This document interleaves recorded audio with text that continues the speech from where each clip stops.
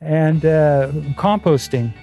Okay, so that's enriching the soil that has been depleted. Okay, and So you just composting your kitchen scraps, or what else do you use to build? well, in our case here, we have many green pastures, and so I have one of my only gas engines that I have is a lawnmower with a basket that catches the greens. Okay, the clippings.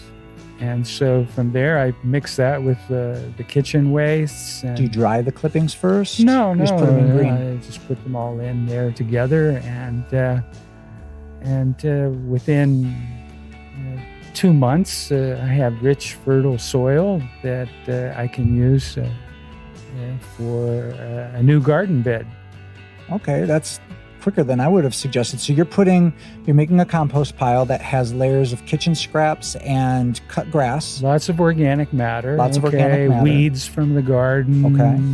Okay. But no dry material, no carbon-rich dry stuff? I have a tendency to favor quick composting. Okay. And so there are sometimes leaves that go into it. But I would say that it's more on the green side than the brown side. And so to turn this into fertile soil in 2 months, are you turning it to aerate it? Well, that's it. The more you turn it, the quicker it comes ready for the garden plants.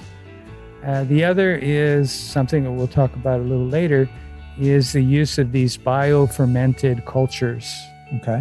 Okay, which has changed the gardening game.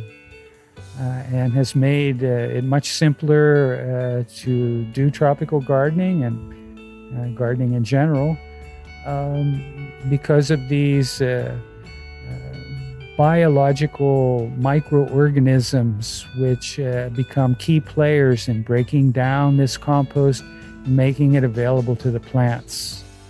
Okay, they also act as guardians on the leaves. If you spray it on the leaves, they prevent harmful pathogenic bacteria and other microbes from living